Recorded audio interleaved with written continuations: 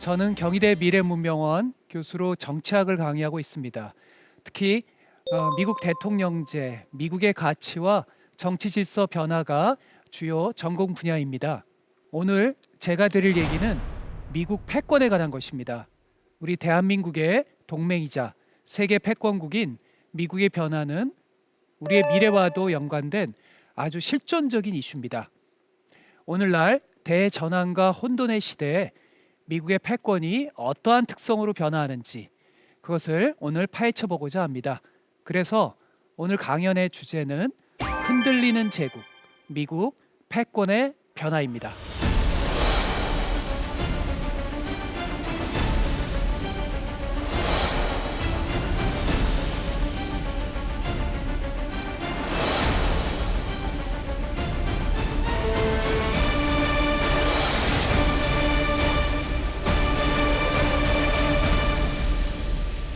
여러분들은 지구종말 시계라고 들어보셨나요? 우리가 둠스데이 클락이라고 하는데 이는 세계 원자 과학자 협회가 지구가 닥친 위험을 경고하기 위한 시계입니다. 이들은 지난 몇 년간에 걸쳐서 지금의 시대가 자정 100초 전이라고 밝혔습니다. 사실 62년 쿠바 미사일 위기가 있었는데요.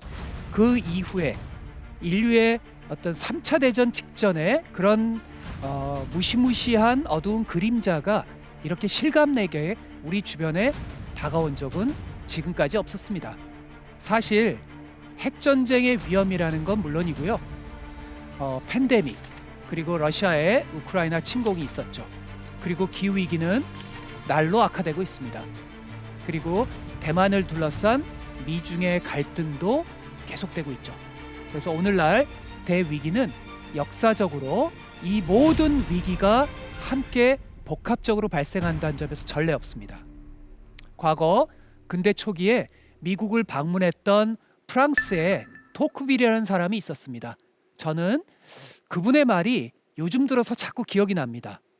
과거가 미래를 향한 빛을 비추지 못한다면 인간의 정신은 어둠 속에서 방황한다. 이게 그 당시 근대 초기에 토크빌의 말입니다. 어떻습니까? 지금 상당히 이 말이 기억나는 시대 아닙니까? 지금이 딱 바로 그런 시대입니다. 우리는 기존 과거 지식으로 이해하기 힘든 어떤 새로운 뉴노멀의 현실 속에서 방황하고 있습니다. 그간 수십 년간 안정적으로 세상을 지탱해온 미국 중심의 세계 질서가 모든 분야에서 흔들리고 있기 때문입니다. 도대체 미국과 세계는 어디로 가는 건가요? 그리고 과거 역사 속에 혼돈의 시기가 있었는데요. 우리는 그 시기와 어떤 양상이 비슷하고 또 어떤 양상이 다른 건가요? 그리고 도대체 우리는 앞으로 향후 최소한 10년 어두운 미래, 흔히 우리가 디스토피아라고 하죠. 어두운 미래로 가는 건가요? 아니면 그 속에서도 새로운 희망의 틈새가 있는 걸까요? 오늘은 이 질문에 한번 답해 보려고 합니다.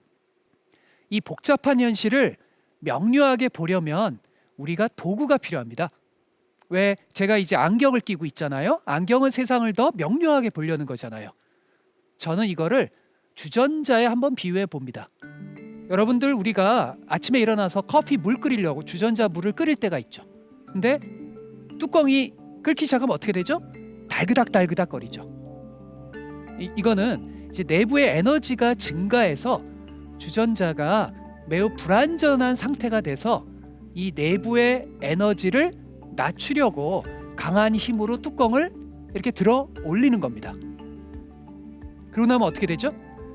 그러고 나면 다시 뚜껑이 내려가고 안정화가 됩니다. 저는 아침에 물을 끓일 때마다 인생도 이거랑 유사하다고 생각을 합니다.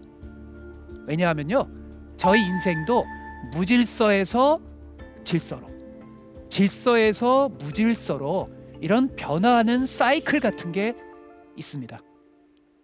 사실 이거는요, 저의 통찰은 아니고요.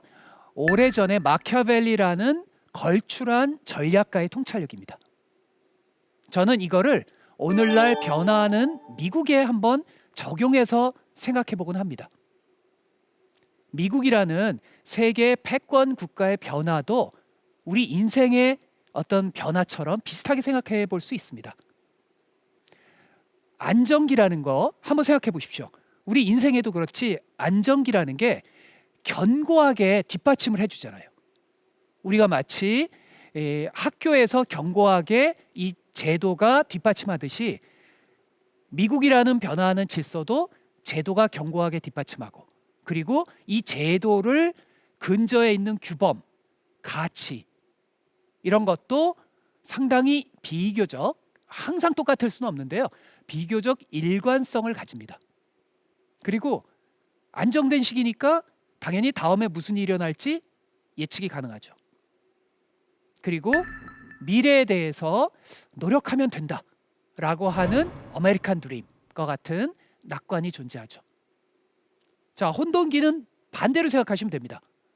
제도가 제대로 작동하지 않고 삐그덕거리고, 그리고 가치가 일관되게 규범이 작동하기보다는 도대체 어떤 보편적 가치라는 게 없어지고, 그리고 블랙스완이라고 흔히 하죠.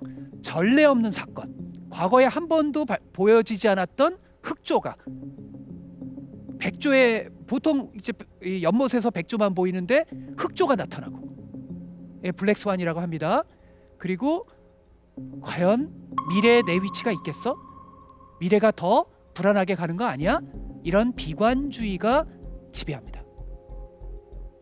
바로 이렇게 질서에서 무질서로, 무질서에서 질서로의 사이클, 이걸로 이 오랜 미국의 변화하는 질서를 이해하시면 훨씬 더 명료하게 이해하실 수 있습니다. 왜냐하면 뭐 1차 대전, 2차 대전, 냉전이 끝나고 이 모든 역사를 세세하게 관찰하면 그걸 다 어떻게 기억해요?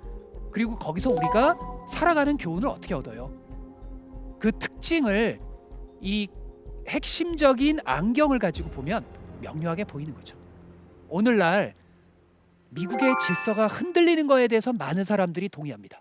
근데 그 흔들리는 이유의 핵심을 저는 질서에서 무질서로 이행하기 때문에, 이것이 제가 주장하는 핵심 이야기입니다. 그래서 2020년 이코노미스트 6월호, 오래전 6월호에서 오늘날 세계를 신세계 무질서라고 규정하기도 했습니다. 저랑 생각이 굉장히 비슷한 거죠. 신세계 무질서라고 표현할 수도 있고요, 혼돈의 시대라고 표현할 수도 있고요, 혹은 무질서로의 이행이라고 표현할 수도 있습니다. 자, 그러면 우리가 오늘날과 앞으로의 미국의 변화를 알려면 과거 지금과 비슷했던 시기를 한번 떠올려 보는 것도 굉장히 도움이 됩니다. 어떻습니까? 어떤 시기가 지금과 가장 유사할까요? 저는요, 마치 1차 대전이 발발해서 2차 대전이 끝나던 그 혼돈의 시기, 기억하고 싶지 않은 그 시기, 우리가 중학교, 고등학교 역사책에서만 읽는 그 시기, 그 혼돈의 시기가 다시 부활하는 느낌입니다. 언제죠? 1914년에서 2차 대전이 끝나가는 1945년, 그 기억하기 싫은 혼돈의 시기 말입니다. 어떤 분은 에이, 지금 이렇게 평화로운데 좀 너무 뭐 우크라이나 전쟁이 있긴 했지, 하지만 이건 너무 과장된 위기의식 아니야? 좀 이건 너무 센데? 이렇게 생각하실 수도 있습니다. 근데요, 과거에 그 시기를 살았던 사람의 입장에 한번 우리가 감정이입을 해봅시다. 그 시기의 사람들도 어떤 사건 직전까지는 그냥 평화로운 시기라고 생각했었습니다. 어떤 사건이죠? 1차 대전을 불러온 그 세계의 사건 기억하시죠? 소위 우리가 얘기하는 사라예보의 총성이 울리기 직전까지는 어느 누구도 1차 대전이, 그 끔찍한 1차 대전이 발발하고라고는 생각하지 못했습니다. 사라예보의 총성, 어떤 한 세르비아의 민족주의 청년이 오스트리아 헝가리 제국의 실질적 황태자 이 부부를 암살했죠. 그것을 우리는 사라예보의 총성이라고 합니다. 근데요, 그 총성 직전까지는 어떤 시기였죠? 100년의 평화 시대였어요. 영국의 패권이 영원히 계속할 줄 알았던 너무나도 평화로운 100년이었습니다. 최소한 영국 입장에서 말입니다. 이 시기는 영국이 나폴레옹에게 승리한 1815년 후에서 1914년 전까지 근 100년의 오랜 기간을 가리킵니다. 자, 이 시기가 지금 수십 년간의 우리가 살고 있는 시기와 비슷합니다. 지금 미국이 전 세계의 기축 통화를 떠받치죠. 영국의 파운드처럼 달러가, 그리고 영국의 군사력처럼 미국의 압도적 군사력이, 그리고 영국의 해양력처럼 미국의 항공모함이 대서양과 태평양을 누빕니다. 그리고 그 시기에는 자본주의 시장에 대한 어떤 낙관이 존재했어요. 시장이란 건 보이지 않는 손을 통해서 자기 조절을 해나간다라고 하는 다소 그 당시는 몰랐지만 과도한 낙관이 존재했죠. 그리고 그 당시 노동자들은 올리버 트위스트 소설 기억나시잖아요. 어렸을 때 읽으셨죠? 찰스 디킨스 소설에 나오듯이 너무나도 비참했습니다. 결국 이 질서는 그 안에 균열을 내재할 수밖에 없죠. 무질서로 변하는 겁니다. 왜 여러분들 그 해밍웨이 소설에 그런 질문이 나옵니다. 도대체 어쩌다 그렇게 망했어? 어쩌다 그렇게 됐어? 라는 질문이 나옵니다. 거기에 대한 대답이 천천히, 그러다가 갑자기 귀절이 나옵니다. 생각해보세요. 우리 인생이 그렇지 않습니까? 평화롭다가 갑자기 어느 순간 모든 게 바뀌죠. 사라브의 총성이 그렇습니다. 사실은 상당한 우연이 겹쳤습니다. 실수로 운전사에게 길을 장군이 잘못 가르쳐줬어요. 참 역사라는 게 참 그런 우연의 연속입니다. 그리고 또한 그 암살범이 배가 고팠어요. 뭐 식사를 건너뛰었나 봐요. 그러니까 자주 가던 카페에 빵을 먹으러 간 거예요. 식사를 건너뛰지 않았다면. 이거 말고도 우연의 그 사슬들이 많거든요.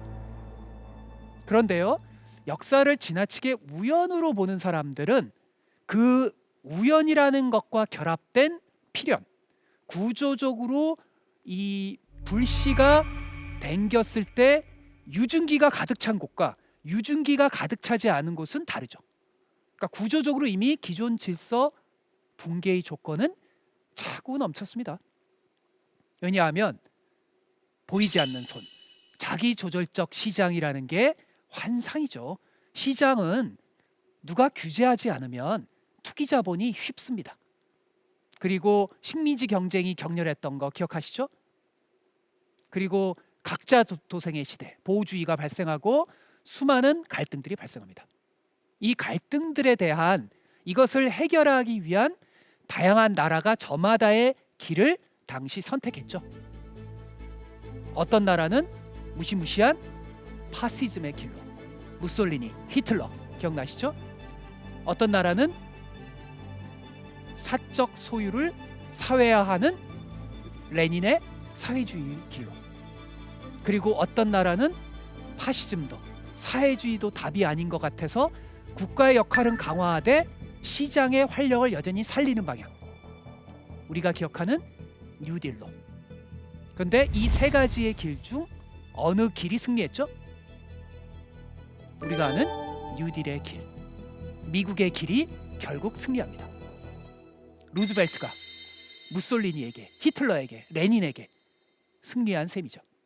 이 양차 대전 후에 미국의 패권이 본격적으로 전 세계를 지배하기 시작합니다.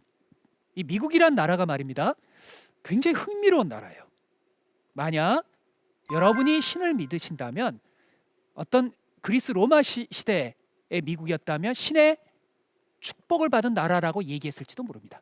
왜냐하면요, 대서양 태평양으로 안전하게 보호받고 있죠. 그리고 얼마든지 대서양 태평양으로 진출할 수 있는 길목을 다 갖고 있죠. 그리고 한 국가 내에 풍부한 자원이 넘쳐 흐릅니다. 한 국가라기보다는 세계 국가라고 전 표현합니다. 그래야 미국이란 나라의 그 감을 잡으실 수가 있습니다. 더구나 영국은 인도까지 식민지까지 거리가 멀죠. 근데 미국은 바로 옆에 남미라는 배후지가 있어서 미국의 다국적 기업들이 훨씬 강한 이점을 가지고 활동할 수가 있죠. 그러니까 하늘이 내린 온갖 유리한 조건은 다 갖고 있습니다. 패권 국가로 부상하기가 딱 좋은 그런 조건을 갖고 있죠. 혹시요 그 시청자님들께서 이 무술 영화의 그 이 스타 이연걸 배우가 주연하는 영웅이란 영화 혹시 보셨던 분이 있는지 모르겠는데요. 무협 영화 좋아하시는 분은 꼭 보십시오. 오래전 영화입니다. 근데 이게요 단순한 무협 영화가 아니에요. 이것은 미국의 패권, 중국의 패권, 과거 영국의 패권, 네덜란드의 패권 국가의 그들 입장에서의 논리를 기가 막히게 설명하는 영화입니다. 근데 제가 오늘 이 영화를 소개해 드리는 이유는 이것은 미국의 패권에도 적용될 수 있는 영화입니다.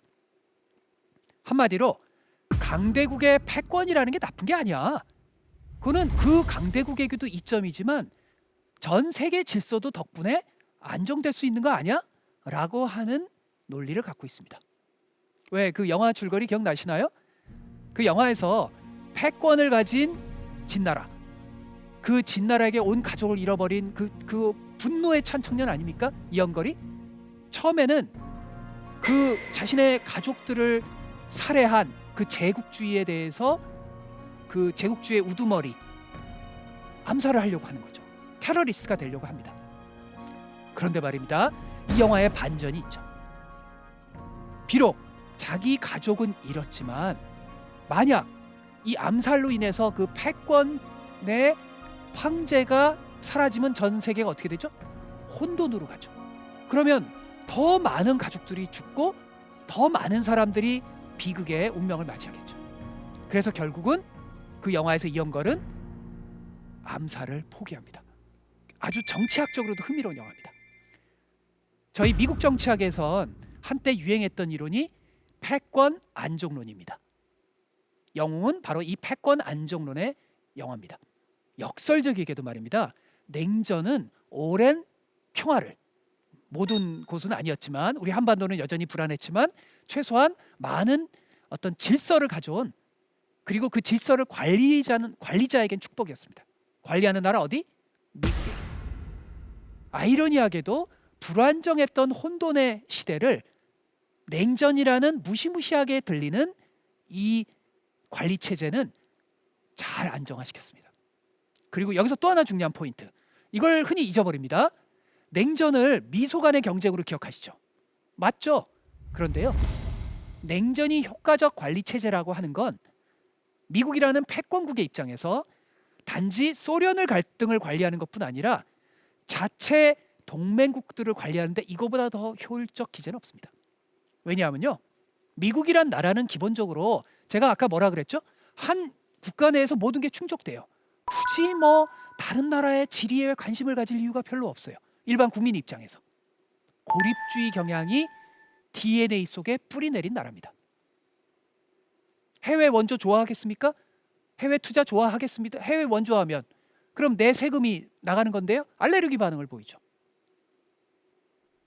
근데 말입니다, 우리에게선 절대로 기억하고 싶지 않은 끔찍한 비극, 우리 한반도를 비극의 도가니로 몰아넣었던 한국전쟁, 이게 발생했을 때요, 당시 애치슨이 한 표현이 흥미롭습니다. 야, 이걸 흥미롭다고 말하기 너무 슬프죠. 한국이 우리 미국을 구했다. 한국전쟁이 전쟁의 역설적 효과입니다. 한국전쟁으로 인해서 이제 냉전의 정당성은 분명히 뿌리내립니다. 아니, 미국 국민들을 설득하는 데 있어서 이거보다 더 필요한 사건이 어디 있습니까? 자, 두 번째, 이 패권 안정 질서의 두 번째 특징은요, 비록 냉전은 갈등과 긴장이지만 그래도 희망이 있는 시대였습니다. 뭐 때문에? 아메리칸 드림 때문에. 계속 성장해 나갔고요. 자본주의 심장이 역동적으로 뛰었고요. 그리고 지금보다는 좀 더 포용적인 자본과 노동의 타협이 있었습니다. 레닌과 루즈벨트의 경쟁에서 레닌이 질 수밖에 없었던 것, 그 후계자 스탈린이 질 수밖에 없었던 건요, 바로 이 점입니다. 등이 따뜻해야, 잘 먹고 잘 살아야 그 체제가 활력을 가질 수 있는 겁니다. 자, 미국은 과거 올리버 트위스트의 시대 어땠다 그랬죠? 참혹했던 그 약자들에 대한 착취의 시대죠.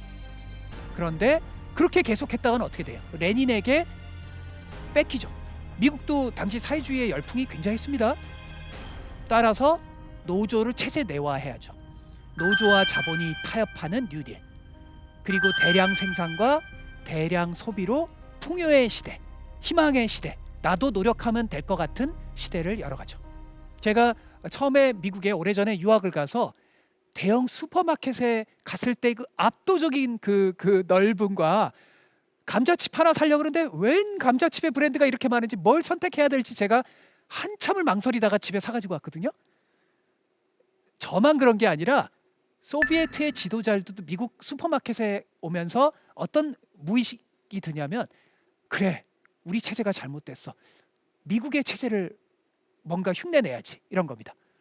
그리고 포드 자동차를 몰면서 중산층이 된 것 같은 생각. 자, 그리고 미국만 잘 살아가지고 되겠습니까? 미국의 그 엄청난 법인 자본주의가 어디든 진출을 해야 될 거 아니에요. 누가 내 상품을 사는 사람이 많아야, 소비자가 많아야 내 기업도 번성하겠죠. 그래서 유럽에서 일단 소비를 진작시키기 위해서 전쟁 이후에 전 지구적 뉴딜이라고 하는 마샬 플랜으로 자금을 투여합니다.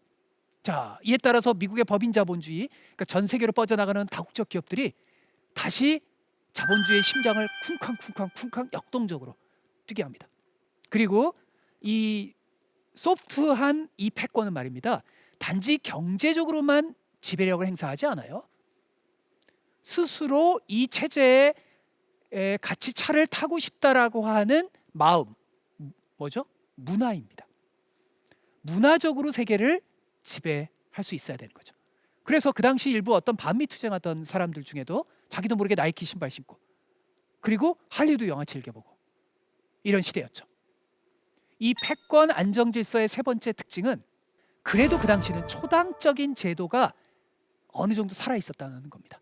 당쟁은 국내에서만 하고 밖으로 나가는 순간 멈추자라는 게 비교적 작동했다는 겁니다.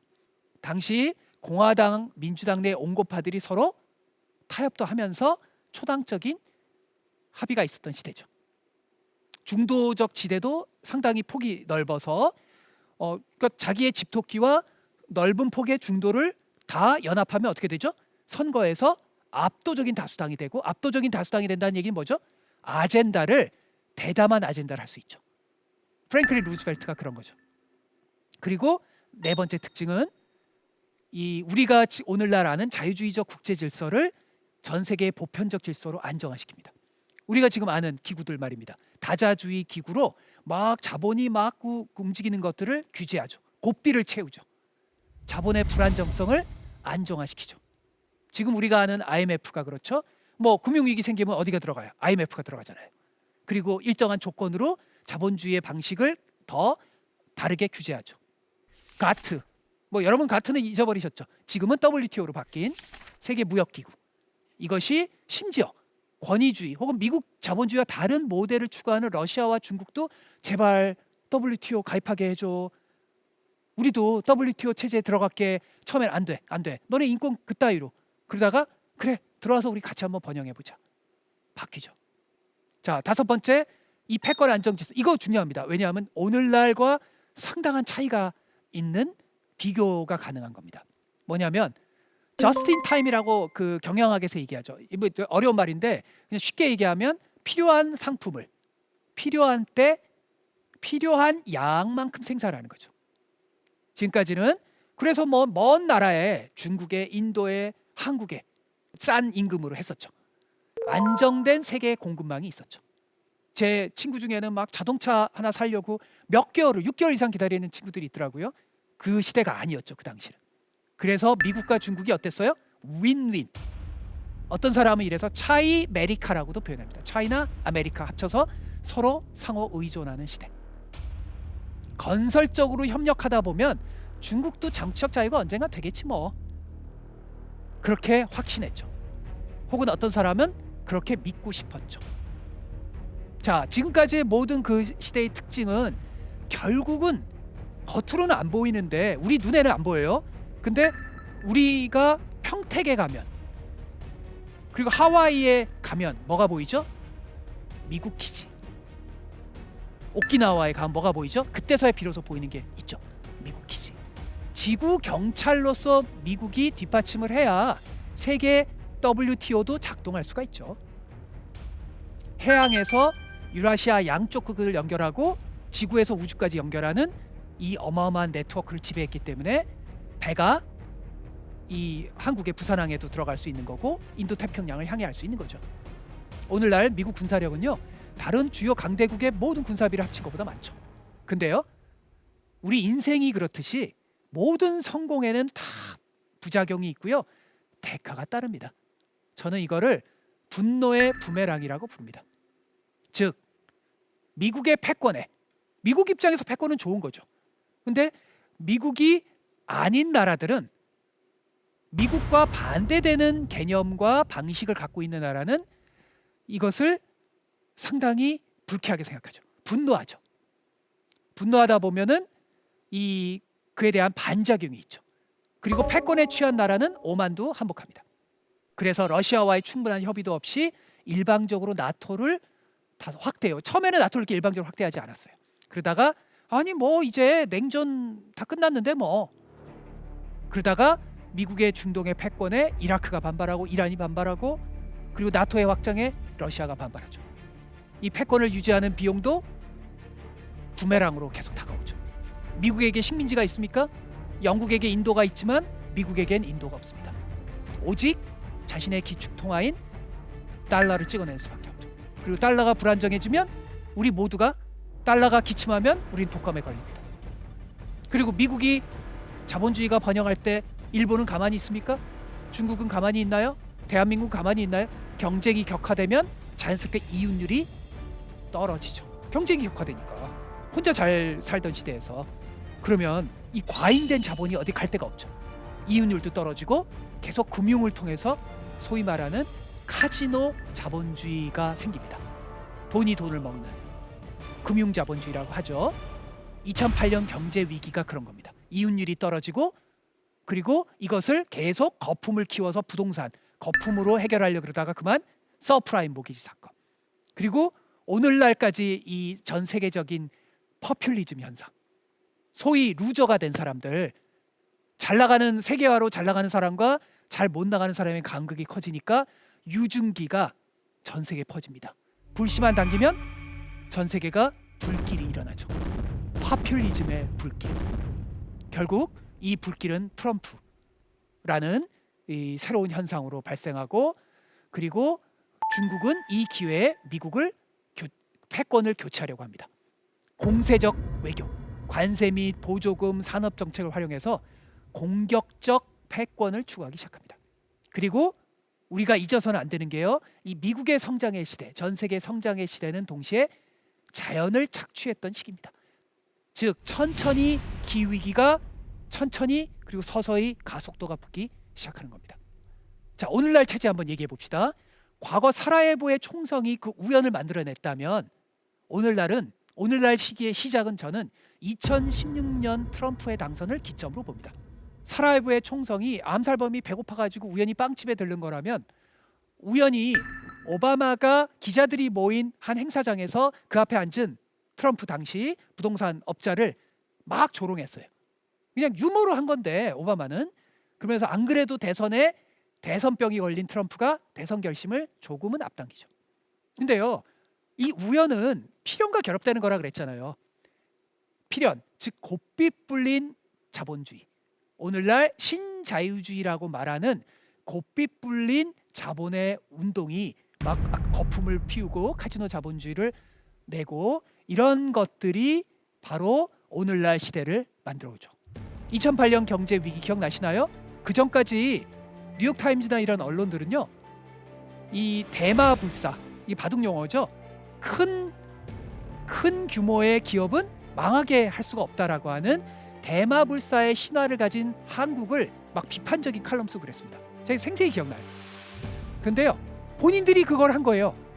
본인들이 큰 은행들을 어떻게 했죠? 구제금융하고 대마 불사의 신화가 미국에서 작동하는 거예요. 반면에 일반 평범한 사람들, 서프라임 모기지 사건으로 집을 차압당해서 그 부동산 거품에 이 편승했다가 그 얼마 안 되는 그 집마저도 잃어버리는 사람들은 묻습니다. 아니, 왜 경영에 실패한 기업가들은 흥청망청 보너스 파티를 하는데 왜 나는 길거리로 나앉아야 되지? 기득권들은 왜 위기 이후에도 더 잘 나가지? 그리고 성실히 살아가는 우리는 왜 루저가 돼야만 되지? 그리고 왜 내가 지금까지 백인으로서 안정되게 믿었던 가치는 다 흔들리고 그것이 옛날 퇴행적 가치라고 막 사람들이 그러지? 왜 CNN은 자꾸 우리를 이상한 사람 취급하지? 내가 전통적 가족의 가치를 지키고 가족을 먹여 살리는 백인 남성으로의 나의 정체성은 왜 이상한 취급을 받아야만 하지? 이런 것들. 그리고 왜 이렇게 내 주변에 히스패닉, 아프리칸 아메리칸, 또 에이지안 왜 이렇게 이민자들이 많지? 그리고 이민자들을 통해서 이질적인 문화가 왜 마구 수입되지?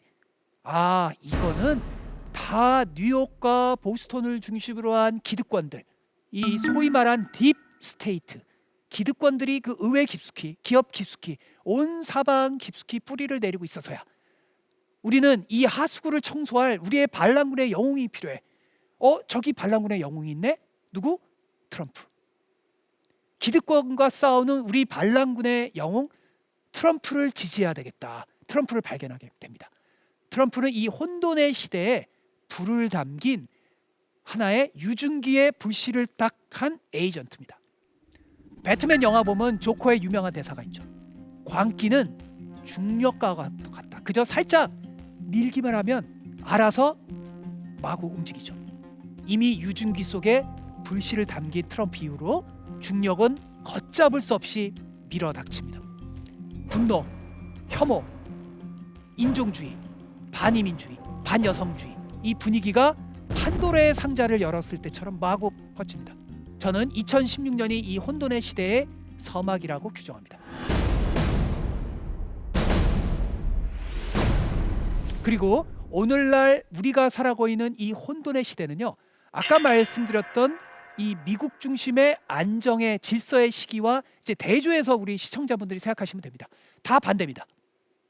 자, 첫 번째, 신냉전이라고 하는 거, 이 신냉전이라고 하는 틀로서 세계가 다시 규정되기 시작합니다. 단 오해하시지 않으셔야 될 게 과거 냉전과 그대로 작동하는 건 아닙니다. 그래서 제가 신이라고 표현했잖아요. 냉전은 사실상 끝난 적이 없어요. 사실은 그렇습니다. 이것이 전혀 다른 형태로 지금 신냉전으로 나오기 시작합니다. 천천히, 갑자기. 이미 과거 냉전 시절에도요, 러시아는 오늘날 푸틴의 시대를 서서히 준비했습니다. 왜냐하면 엘친이라는 친미파조차도 점차 미국의 오만에 대해서 분노하기 시작했고, 푸틴은 이 분노를 이용하는 전체주의자가 됩니다. 중국도 한때 가느다란 길이었지만 자유주의적 개혁을 시도했던 때가 있었습니다. 자오지양이라고 하는 걸출한, 소비에트의 고르바초프가 있었다면 중국의 자오지양이 있었습니다. 하지만 실각했죠. 그리고 천안문 사태로 더 억압적인 체제로 변하죠. 그리고 2008년 미국의 경제 위기가 터지니까 중국이 판단합니다. 이거 별거 아니네? 미국의 시대는 이제 갔네? 우리가 좀 더 목소리를 내도 되는 거 아니야? 이게 오늘날 시진핑의 전체주의로 이어지는 예정된 미래입니다. 우리는 한동안 안락한 시대를 보내면서 베를린을 잊었죠. 지금 요즘 시대 젊은이들한테 베를린은 쿨한 도시예요. 그리고 우리는 쿠바를 잊어버렸습니다. 한때 3차 대전 직전의 쿠바 말입니다. 근데요, 냉전의 베를린이, 냉전의 쿠바가 지금 부활하고 있습니다. 21세기 우리가 살고 있는 시대의 베를린은 어디죠? 대만입니다. 전 세계의 자유주의와 권위주의의 체제 대결은 대만을 중심으로 움직입니다. 3차 대전 직전, 핵전쟁 직전의 쿠바는 21세기 어디죠? 우크라이나입니다. 그렇게 우리는 다른 형태지만 핵심적인 부분, 즉 체제 경쟁이란 측면에서 냉전이 부활하고 있는 겁니다. 차이는 크죠. 지금의 중국은 과거의 소비에트와는 차원이 다른 비교할 수 없는 미국의 적이죠. 다만 말입니다. 핵심적 차이는 그 당시 냉전은 그때는 비교적 그래도 구분하기가 쉬웠습니다. 우리 편, 니네 편. 근데요, 지금은 산뜻한 이분법의 시대가 아닙니다. 그래서 과거 냉전과 기계적으로 냉전을 적용하면 안 됩니다. 이제는 누가 적이고 누가 아군이고 아군끼리도 서로 이해관계가 다 다르고 복잡하게 이미 얽혀 있습니다. 그래서 독일의 수상이 작년에 어디 갔죠? 시진핑이랑 그토록 전 세계 자유주의가 합쳐서 갈등하자 그랬는데 중국 시진핑 딱 만나서 야, 우리 협력해야 돼 이랬죠. 사정이 있는 거죠, 다. 그리고 자, 두 번째 특징. 과거 그래도 냉전 시절 미국의 제도는 때로는 초당적 타협이 살아 있었습니다. 근데 이제는 극단적인 분열의 양국화 정치가 노말입니다. 그러니까 비유하자면 미국과 중국 사이에서만 문명의 충돌이 있는 게 아니라 미국 내에서도 문명의 충돌이 있는 겁니다. 그러니까 비유적 표현입니다. 이제 안정적인 질서 관리란 누가 대통령이 되더라도 불가능합니다. 심지어는 양당인데 한쪽 정당의 지배적인 흐름이 선거의 규칙을 부정하잖아요. 이게 제3세계에서나 보는 현상 아니에요? 그럼 미국이 선거관리위원단을 파견하죠. 근데 미국이 그렇게 돼버렸어요. 심지어 일각에서는 무장 폭동까지 선동합니다. 그러니까 과거에 질서 시대의 규칙이 오작동을 일으키는 거예요. 자, 세 번째. 과거 제가 안정화된 질서의 시대는 뭐라 그랬죠? 낙관의 시대, 성장의 시대, 아메리칸 드림의 시대라 그랬죠. 이제는 수축의 시대입니다. 대한민국도 그렇고 미국도 그렇고 수축 사회의 시대입니다. 그리고 비관의 시대입니다. 사실 이게 경제학적으로 논쟁이 있는데 실질적인 미국의 성장률은 이미 2년 3년에서 떨어지기 시작합니다. 이미 70년대서부터 천천히 미국 퇴조의 징후는 있었습니다. 근데요, 오늘날은 장기 침체가 훨씬 더 분명하게 보이죠. 과거 노벨 경제학상을 받은 아주 걸출한 석학이죠. 보수적 성향의 석학이십니다. 이분이 지표를 보다가 어느 날 눈을 비빈 거예요. 이상하다. 내가 밤늦게까지 연구를 하다 보니까 내가 잘못 봤네. 선진국 OECD 국가들 중에서 한 국가가 다 다른 국가는 다 알코올 중독, 뭐 약물 남용 이런 게 떨어지고 있는데 선진국이니까 잘 사니까. 근데 한 나라가 이 중산층들이 알코올 중독이나 이런 게 상승하는 거예요. 어디? 자기 나라, 미국. 그럴 리가 없는데 내가 뭘 잘못 봤나? 안경을 닫고 다시 봤죠. 미국이에요. 그것도 흔히 저소득층으로 비유되는 아프리칸 아메리칸층이 아니라 백인이. 오늘날 파퓰리즘의 토대인 거죠. 디턴 교수가 충격에 빠지는 건 한 사회의 중산층이 허리잖아요. 성장의 낙관이 사라지면 그 자리에 뭐가 생기죠? 절망이, 분노가, 혐오가. 누군가 내 자신의 절망과 나의 루저의 위치를 설명해 줄 수 있는 설명이 필요하죠. 그리고 그것을 어딘가 행사해야 되죠. 자, 네 번째 이 혼돈의 시대의 특징. 과거 WTO. 요즘에 사람들이 WTO 관심 있습니까? 요즘 WTO라는 단어 대신에 어떤 말? 보호주의라는 말이 많죠. 그리고 이 단어 기억하실 필요 있습니다. 초대받은 클럽의 시대입니다. 그래서 이제는 WTO보다 더 중요한 건 뭐다? 초대받은 클럽의 시대다. 자, 초대받은 클럽이 뭐냐? 초대받은 건 일정 정도 조건이 부합되고 초대를 해줘야 갈 수 있는 거죠. 파티에. 왜냐? 누구 때문에? 중국 때문에.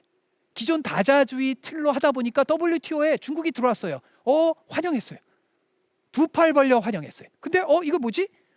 중국이 점차 성장해 가면서 공세적 산업 정책의 수위도 성장하는 거예요. 그리고 때로는 중국이 그 교묘하게 WTO의 틀을 피해갑니다. 자, 그래서 미국은 우리가 믿을 수 있는 국가들, 어느 국가? 같은 자유주의, 민주주의 국가. 그 국가들에게만 초대장을 날립니다.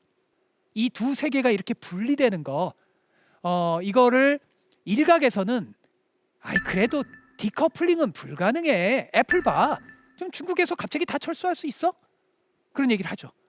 맞습니다. 맞고요. 과거 냉전 시절과 그래서 다른 겁니다. 이미 우리는 완전히 디커플링이 당분간 불가능합니다. 근데 이거는 인식하셔야 돼요. 뭐냐면 외과 수술식이라는 단어가 붙으면 디커플링 됩니다. 외과 수술식 디커플링의 시대입니다. 맞춤형 디커플링의 시대라는 겁니다. 외과 수술이라는 게 그렇잖아요. 이게 암의 세포만 떨어내는 거잖아요. 특히 요즘 로봇 수술 같은 게 지금 시대를 그렇게 이해하시면 됩니다. 안보에 위협이 될 수 있는 경제 안보라 그랬죠. 전략 품목에서는 디커플링, 단호한 디커플링. 그렇지 않은 항목은 그래 협력. 저 미국과 중국 사이 협력 못할 일이 뭐 있어? 근데 양자 컴퓨터는 안 돼. 이런 거죠. 그래서 지금의 시대를 신냉전으로만 구분하는 건 그건 적절하지 않아요. 신냉전을 하면서도 협력하는 그 모순적인 시대입니다. 기후가 그런 거 아니에요? 기후는 전 지구가 달라들어도 이 기후 위기를 극복하기가 어렵잖아요. 그렇죠? 미국과 중국이 무슨 딴살림을 차린들 기후가 미국에만 작용합니까? 아니죠. 협력을 해야죠. 그런데요. 이것도 협력하기가 쉽지 않아요. 왜? 이것도 체제 경쟁과 얽혀 있거든요. 누가 신재생 에너지 산업에서 우위를 차지할 것인가? 이게 패권으로 연결되거든요. 우리가 살고 있는 세상이 어렵습니다. 그래서 미국이 중국에게 정상회담이나 실무자 회담을 할 때 야, 기후는 협력해야지 말이야. 그럼 중국 사람들이 그럽니다. 야, 너네는 한쪽으로 악수하면서 한쪽으로 뺨 때리고 있잖아. 경제 안보라며, 신냉전이라며. 그런 거죠. 이게 이 미국이 처한 오늘날 패권 국가인 미국의 모순이자 딜레마입니다. 지구도 안정화시켜야죠. 중국도 견제해야죠. 그러니까 이 딜레마 속에서 자꾸 이 세계는 비틀비틀 거립니다. 모순적인 시대인 거예요. 자, 그리고 또 하나의 특징. 아까 제가 just in time. 그러니까 이 필요한 상품을 언제? 필요할 때 필요한 만큼. 자, 지금은 영어로 써서 죄송합니다. just in time의 시대에서 just in case의 시대. just in case가 한국말로 하면 그래도 혹시 만에 하나. 지금은 만에 하나를 기업과 정부와 여러분들, 우리 개인도 just in case란 영어 단어를 꼭 기억하세요. 마스크 중국에만 믿을 수 있습니까? just in case. 그런 겁니다. 그래서 자국의 많은 잉여된 공급을 비록 그게 경제학적으로 효율적이지 않을지 몰라요. 비용이 부과돼요. 병상을 코로나 시대에 병상 늘렸죠. 이거 완전히 축소했다. 갑자기 코로나 생기면 어떡할래요? 이런 잉여가 필요한 시대입니다. 다차원의 안전망이 필요한 시대입니다. 우리가 이 코로나 시대에 뼈저리게 깨달은 거죠. 그리고 유럽이 러시아의 우크라이나 침공으로 뼈저리게 깨달았어요. 천연가스 갑자기 끊어버린다 해도 어떻게 해요? 갑자기 산에 가서 나무 해오고 그러잖아요. 끔찍하게 안타깝게 깨닫는 거예요. 공급망의 교란이 곧 세계의 교란입니다. 공급망의 안보의 시대. 그런 시대에서는 잉여가 필요하고 just in case가 필요하고 친구가 필요합니다. friend shoring. friend라는 게 친구거든요. friend shoring이 필요하고 자, friend shoring도 못 믿죠. 왜요? 대만에서 무슨 사태가 발생하면 반도체 어떡할 거예요? 한국에게 무슨 사태가 발생하면 그럴 일은 없어야 되지만 반도체 어떡할래요? 그럼 어떻게 해야 돼요? 자국에 이 다시 제조업을 불러들이고 반도체 공장을 세워야죠. 반도체 기획 설계만 하고 나머지는 니네가 생산해? 그랬다가 그 생산 라인이 막히면 어떡할래요? 그래서 어느 경제학자는 홈커밍의 시대, 집으로 복귀하는 시대, 리쇼어링의 시대라고도 합니다. 혼돈의 시대의 마지막 특징은 이건 우리 한반도에도 관련된 얘기입니다. 군사의 외주화입니다. 미국은 9.11 테러를 통해서 본토가 위협할 수 있다는 걸 깨달았죠. 근데 지금은 그 위협의 핵심이 중국입니다. 미국의 본토를 위협할 수 있는 가장 강력한 국가 ICBM을 통해서 언제 3차 대전이 발생할지도 모른 중국. 그리고 미국의 몇 배로 비율로 투자를 하면서 미국의 군사력을 빠른 시간 내에 따라잡고 있습니다. 러시아와 비교한다면 한 4배 정도 됩니다. 그러니까 미국의 위기감이 엄청나게 크죠. 이제 우주 독점하던 거 중국이 독점을 깼죠. 양자 암호는 중국이 일정 정도 더 앞서갑니다. 그러면 미국의 본토를 방어해야죠. 첨단 기술 경쟁에서 이겨야죠. 양자 암호 체제 경쟁에서 이겨야죠. 과거 한미 정상회담에서 미사일 제한을 풀었죠. 사거리 제한을. 다 그런 게 이유가 있는 겁니다. 한미일 군사동맹 미국에게 사활적이죠. 그래서 결국 오랜 질서의 안정기가 다 끝난 거예요. 이제 다 끝나고 1914년에서 1945년 제가 말씀드린 안타깝게도 혼돈의 시대가 부활하는 겁니다. 오늘날 21세기 베를린인 대만, 21세기 쿠바인 우크라이나가 언제든 화약고로 변할 수 있습니다. 그 근처에 있는 나라 어디? 안타깝게도 우리 대한민국. 그리고 북중러의 동맹이 긴밀해지면 북한이 가만히 있을까요? 북중러의 동맹 속에서 일정한 역할을 해야죠. 그런 유혹에 빠질 수밖에 없습니다. 중국이 그걸 요구할 수도 있고요. 북한이 오판할 수도 있고요. 그 일정한 역할이 구체적으로 어떤 역할이 될지는 다양한 시나리오가 있겠죠. 우리는 가장 그 낮은 단계의 이 어떤 자극적 행동에서 높은 단계에 이르기까지 다양한 시나리오에 대해서 사전에 대비책을 마련해야 됩니다. 자, 이제 시청자분들 이거 기억하세요. 이제 미래학은 정부만의 것, 학회만의 것, NGO만의 것, 기업만의 것 아닙니다. 기업은 이미 미래학적 준비 많이 하죠. 이제 우리 개인도 주식 투자에서, 우리 가게 살림에서, 우리 미래 때 우리 자식의 교육에서 모든 분야에서 우리는 다 시나리오적 플래닝을 해야 돼요. 왜? 예측이 가능한 세상이 아니거든요. 자, 그랬을 때 앞으로의 미래, 미국이 변화하는 흔들리는 질서의 제국 미국의 미래가 어떻게 될 것인가에 대해서 오늘 자세한 얘기는 못 드리겠어요. 왜냐하면 혼돈의 이행기에 제가 미국이 이렇게 됩니다 라고 얘기하면 글쎄요, 저는 저 스스로 그건 부끄러울 수밖에 없어요. 다만 그냥 큰 그림은 정도는 스케치는 할 수 있을 거예요. 한 가지 길은 앨런 머스크 테슬라 회장, 머스크와 같은 기업가들이 초격차를 통해서 지금의 위기를 극복하는 길. 한때 IT를 극복했잖아요. 완전한 극복은 아니었지만 이윤율의 저하를 잠시 봉합했죠. 다시 이것을 이 떨어지는 미국의 패권을 다시 또 상승하는 그 기술주의적 극복의 길. 영화로 비유하면 이 아이언맨 같은 초격차의 기술로 극복하는 거죠. 또 하나는 결국은 트럼프류의 후보가 당선이 되면서 우리끼리 그냥 잘 살래. 우리 미국에 천연가스도 있고 뭐 쌀도 있고 다 있잖아. 뭐 그냥 왜 그 혼돈의 세계에 신경을 써. 우리 미국이라도 살아야지. 각자 도생의 시대. 미국의 문을 닫아 걷는 시대. 보호주의가 전면화되는 시대. 전 세계가 바로 혼돈에 빠지는 시대. 그럴 수 있어요. 한때 일부 전 세계 학자들의 일부가 강력하게 주장했다. 한국에도 그런 학자들이 많던데요. 저는 동의할 수 없었습니다. 시진핑류의 중국의 제국이 천하를 제패하는 시대. 완전히 불가능한 시나리오는 아니에요. 뭐 2030년이 지나고 2050년 이후에 그럴지도 모르겠어요. 이게 논쟁이 있었습니다. 저는 그 당시 미국이란 나라를 과소평가해서는 안 된다라고 주장했었는데요. 지금 그렇게 드러나죠. 그러나 이것도 하나의 시나리오죠. 만약 말입니다. 향후 10년 내에 미국이 대만 방어에 성공하지 못하는 일이 발생한다고 쳐봅시다. 중국은 태평양으로 진출합니다. 그리고 미국을 결정적으로 약화시켜요. 그래서 미국의 안보 강화론자들은 지금 당장서부터 향후 10년 결정적 시기라고 얘기합니다. 자, 이번 강연에서요. 흔들리는 제국, 미국 패권의 변화를 한번 같이 너무나 긴 세월을 짧게 얘기하려는 게 좀 어렵네요. 이 변화와 혼돈 속에서 이 대한민국의 새로운 미래로의 틈새를 적극적으로 찾아야 된다고 말씀을 드렸습니다. 그러려면 우리는 시대의 변화를 남들보다 앞서 읽어내는 소위 잠수함의 토끼가 돼야 돼요.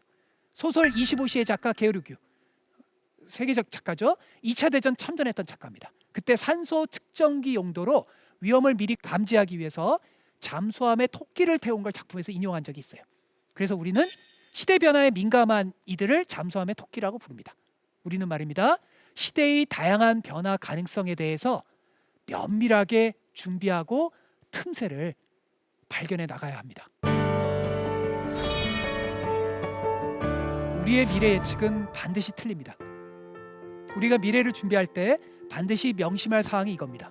세계적인 미래학자 짐 데이터 교수는 미래 전망 컨퍼런스에서 자신이 세계적인 미래학자인데 자신의 예측이 반드시 틀린다는 겸손한 미래 예측으로 말을 시작하곤 합니다.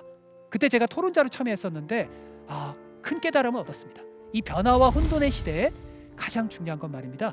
겸손하게 부단히 변화를 공부하고 적응해 나가는 탄력성입니다. 지금까지 대한민국 최고의 강연 최강 1교시 안병진이었습니다. 고맙습니다.